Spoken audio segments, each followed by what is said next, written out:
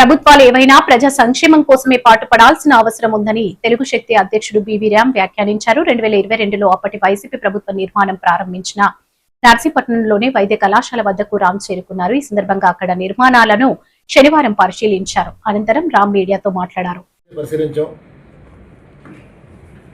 ఒక అద్భుతమైన ఈ ప్రాంతం డెవలప్ అవ్వాల్సిన ఈ ప్రాంతాన్ని వెనకబడి చేస్తున్నారంటే మన ప్రభుత్వాన్ని ఏమన్నా నాకు అర్థం కావట్లే. ఆ మెడికల్ కాలేజ్ నిజంగా నిర్మించినట్లయితే ఈ ప్రాంతం దిశ మారి రూపురేఖలు మారిపోతుంది. మరి అలాంటిది ఎందుకు నిర్లక్ష్యం వహిస్తున్నారనేది నేను స్థానిక ఎమ్మెల్యేని ప్రశ్నిస్తున్నాను. ఎందుకంటే ప్రభుత్వాలు ఏమైనా కావచ్చు, వస్తాయి పోతూ ఉంటాయి, కానీ అభివృద్ధి మాత్రం ఎప్పుడు ఆగకూడదు. అది నిరంతర ప్రక్రియ. మరి దీన్ని ఆపటంలో ఆంతర్యం ఏంటనేది నేను సూటిగా ఈ కూటమి ప్రభుత్వాన్ని ప్రశ్నిస్తున్నాను. ఎందుకంటే మనం చేతనైతే ప్రజలకు మంచి చేయాలి. ఈరోజు ఆ మెడికల్ కాలేజ్ ఆపటం వల్ల ఈ ప్రాంతంలో వచ్చిన నష్టాలు చెప్తాను. ఎందుకంటే అనకాపల్లి జిల్లాలో ఇటువంటి హాస్పిటల్ లేదు. ఏదైతే అనకాపల్లిలో హెడ్ క్వార్టర్లో ఉందో వందపట్ల ఆసుపత్రి, అది పూర్తి ఫెసిలిటీ అక్కడ లేదు. ఏమైనా వస్తే రికమెండేషన్ వైజాగ్ కేజీ రిఫర్ చేస్తున్నారు. ఇది అభివృద్ధి అడుగుతున్నాను. ఈరోజు నర్సీపట్నం నుంచి విశాఖపట్నం వెళ్ళాలంటే దగ్గర 95-100 కిలోమీటర్ల దూరంలో కేజీహెచ్కి వెళ్ళి ప్రాణం ఉంటుందో అడుగుతున్నాను. అంటే మీకు ప్రజలుగా చూస్తున్నారా లేకపోతే ఓటర్లుగా చూస్తున్నారా, ఏ రకంగా చూస్తున్నారని నేను కూర్చొని ప్రశ్నిస్తున్నాను. ఈరోజు ఇక్కడి నుంచి అక్కడికి వెళ్ళి ప్రాణం ఉంటుందో అడుగుతున్నాను. ముఖ్యంగా నేను యువ నాయకుడు లోకేష్ని ప్రశ్నిస్తున్నాను. ఎందుకంటే ప్రాణం చాలా విలువైనది. డబ్బు పోతే సంపాదించుకోవచ్చు, ఒక మనిషి ప్రాణం పోతే తిరిగి తేలేం. మరి బేసిక్ నాలెడ్జ్ కూడా లేకుండా రాజకీయాలు వ్యవహరిస్తున్నారంటే నిజంగా రాజకీయ వ్యవస్థపైనే సిగ్గు చేయడం మనం చేస్తాం. ప్రజలు ఈరోజు సామాన్య ప్రజలు పేద బడుగు కోరుకునేది కూడు గూడు విద్య ఆరోగ్యం ఉపాధి అయితే కోరుకుంటున్నారు. అంతమించి వాళ్ళు ఏం కోరుకుంటలేదు. ఈ 5 కూడా ఎవరైనా దౌర్భాగ్య స్థితిలో ప్రభుత్వాలు ఉన్నాయంటే ఇది ఏం చేయాలి అంటే ఈ ప్రజల్ని భగవంతుడే కాపాడాలని చెప్పి మనం చేస్తున్నాం. ఇప్పటికైనా సరే నేను ఒకటే డిమాండ్ చేస్తున్నాను, తక్షణం ఈ నర్సీపట్నం మెడికల్ కాలేజీని ప్రారంభించాలి. ఎందుకంటే అక్కడ స్టీల్ అంతా బ్రహ్మాండంగా ఉంది, ఏం పాడవలేదు. నిజంగా ప్రభుత్వం చిత్తశుద్ధి ఉంటే వెంటనే స్టార్ట్ చేయని చెప్పి తెలిసి డిమాండ్ చేస్తుంది. మరి ఆ మెడికల్ కాలేజ్ రావటం వల్ల ఈ చుట్టుపక్కల ప్రాంతాలు డెవలప్ అవుతాయి, వ్యాపారాలు డెవలప్ అవుతాయి. ఇన్ని రకాల అడ్వాంటేజ్లు ఉన్నాయి.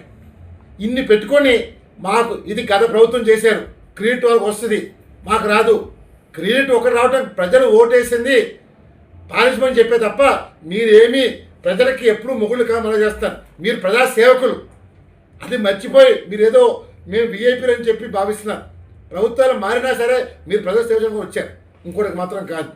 మరి ఈరోజు మనం చూస్తున్నాం, ముఖ్యమంత్రిగా చంద్రబాబు నాయుడు గారు మాట్లాడుతుంటే ప్రతి మీటింగ్లోని 3వ పెట్టిన కనమని 30,000 ఇస్తానని, 4వ పెట్టిన కనమని 40,000 ఇస్తానని చెప్పి చెప్తున్నారు. ఈరోజు ఆయన తప్పుపట్టలేదు, కానీ ఆయన చెప్పిన కాన్సెప్ట్ ఎందుకంటే ముందు జనాభా తగ్గిపోతుంది, జనాభా పెంచాలని ఒక సంకల్పం చెప్పారు. కానీ అది మిస్ఫైర్ అయ్యి ఈవేళ అపహాసంగా ఆయన మీదే ట్రోలింగ్ నడుస్తుంది. ఎందుకంటే 3వ బిడ్డ 30,000 ఇస్తాను, 30,000 డైపర్లకు కాదు కదా, దేనికి సరిపోదు, కనీసం డెలివరీ ఖర్చు కూడా మనం చేస్తున్నాను. నేను కోరేది ఒకటే, 30,000 కాదు, మీరు వాళ్ళకి ప్రయోజనంగా మీరు చేయాలి తప్ప నేను 30,000 ఇస్తాను 40,000 ఇస్తాను మంచి పద్ధతి కాదు. మీకు నిజంగా ఇది మీకు కోరుకుంటున్నారంటే మీరు ఏం చేయాలంటే రేపు మహానాడులో ఒక తీర్మానం చేయండి. ఎవరైతే 3 బిడ్డలకు అంటారో 4 బిడ్డలకు అంటారో వాళ్ళకే టికెట్లు ఇస్తాం చెప్పండి. ఏది ఎందుకంటే వాళ్ళ రాజకీయ ఎమ్మెల్యేలు, ఎంపీలు, జడ్పీటీసీలు, ఎంపీటీసీలు, కార్పొరేషన్ చైర్మన్లు, డైరెక్టర్లు, బోర్డు అని పదాలు ఉన్నాయి. సో మీరు ఒక తీర్మానం పెట్టండి, 3 పిల్లల కన్నా వాళ్ళకే నేను టికెట్లు ఇస్తాను ఎవరైనా చెప్పండి, అప్పుడు కంటారు. ఎందుకంటే ఒక్కో పదవి కోసం 10 మంది 20 మంది పోటీ పడుతుంటారు. సో వాళ్ళకున్న అర్హత ఏంటి, 3 4 అయితే ఆటోమేటిక్ ఇచ్చేసేయండి, 3 అయితే పోటీ పడతారు, సెలెక్ట్ చేసేవ్వండి. అంటే ఇది ఒక విజనరీగా రావాల్సిందంటే మార్పు మొదలవుతుంది. అంతేగాని నేను 30,000 ఇస్తాను 40,000 ఇస్తానని అది అపహాసం తప్ప ప్రజలు నవ్వుకుంటున్నారు. దయచేసి నిజంగా చంద్రబాబు నాయుడు చిత్తశుద్ధి ఉంటే రేపు మహానాడు తీర్మానం చేసి నేను రేపు భవిష్యత్తులో టికెట్లు ముగ్గురు పిల్లలు నలుగురు పిల్లలకి టికెట్లు ఇస్తాను తప్ప మిగతా వాళ్ళకి ఎవరైనా చెప్పగలని అడుగుతున్నాను. ముందు మనం ఆచరించి అప్పుడు ప్రజల మీద రుద్దితే ప్రజలు విశ్వసిస్తారు. అంతేకాని ఏదో రాజకీయంగా మనం పబ్బం కట్టుకుందంటే మాత్రం ప్రజలు హర్షించరు, అసహ్యంగా మనం చేస్తారు. దయచేసి ఈ మైండ్ సెట్ని ముందు మనం ఇంప్లిమెంట్ చేస్తే రానున్న రోజుల్లో మిగతా పార్టీలు కూడా ఆచరిస్తారు. అంతేగాని మన పార్టీకి ఆశ లేనప్పుడు మిగతా వాళ్ళని మనం తిట్టడం తప్పు. ఇది సభకు అమలు చేస్తారు.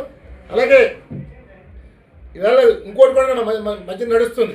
తెలుగుదేశం పార్టీ ముందు ఎన్టీఆర్ వారసుడు ఎవరు అనేది ఒక ప్రశ్న ఇటీవల కాలంలో జనాలు చర్చ నడుస్తుంది. అది జూనియర్ ఎన్టీఆర్, లోకేష్ అని.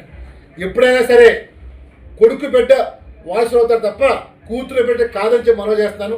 మరి ఈరోజు డెఫినెట్గా తెలుగుదేశం పార్టీకి మళ్ళీ పునర్వైభవం రావాలన్నా, ముందుకు వెళ్ళాలన్నా అది ఒక జూనియర్ ఎన్టీఆర్తో సాధ్యం. ఈరోజు నేను లోకేష్ని నేను విమర్శించడం కాదు, కానీ క్యాలిబర్ ఈవేళ జనాకర్షణ, ప్రజాకర్షణ ఉన్న నాయకుడు, ఉన్న లీడర్ అది ఒక ఎన్టీఆర్. ఎందుకంటే ఇటీవల మనం చూసాం, బెంగళూరు పర్యటన హాస్పిటల్కి వెళ్ళినప్పుడు దారి పొడిన జనాలు పక్క రాష్ట్రంలో కంట్రోల్ చేయలేక పోలీస్ స్టేట్లు ఎత్తేసారు, ఆ పబ్లిక్ని కంట్రోల్ చేయలేక. ఈరోజు తెలుగుదేశం పార్టీ మళ్ళీ తిరిగి అధికారం రావాలన్నా, చెయ్యాలన్నా ఇది ఒక జూనియర్ ఎన్టీఆర్తో సాధ్యం. అంత దయచేసి నేను ఒకటే, అంటే నేను రాజకీయాలు మాట్లాడట్లేదు, ప్రజల కోసం ఏదైతే ఎన్టీ రామారావు గారు పార్టీ పెట్టారో ఆశయాలు నిలబెట్టడం కోసం జూనియర్ ఎన్టీఆర్ రాజకీయాలకు రాబోతున్నారు. డెఫినెట్గా జూనియర్ ఎన్టీఆర్తోనే మనం చూసాం తమిళనాడులో ఏదైతే విజయ్ గారు పార్టీ పెట్టి ప్రపంచం సృష్టించారో నిజమైన లీడర్ ఎప్పుడు ఒకడే వస్తాడు. అంతేగాని ఇలా కలుపుకొని ఇంకొకరు తుమ్మితే ఊడిపోయి మనం చేస్తున్న అభివృద్ధి చేయలేం. ఈవేళ మనం చూసాం ప్రభుత్వం కూడా, అంటే కొన్ని పార్టీలేమో నేను ఊడకం చేస్తానంటున్నాయి. అసలు సిద్ధాంతం లేకుండా ఎవరైనా పార్టీ పెట్టారంటే అధికారం కోసం పెడతారు తప్ప మేము ఊరుకం కోసం పార్టీ పెట్టరు. ఇప్పుడు తెలుగుదేశం పార్టీ అధికారంలో ఉంది కదా.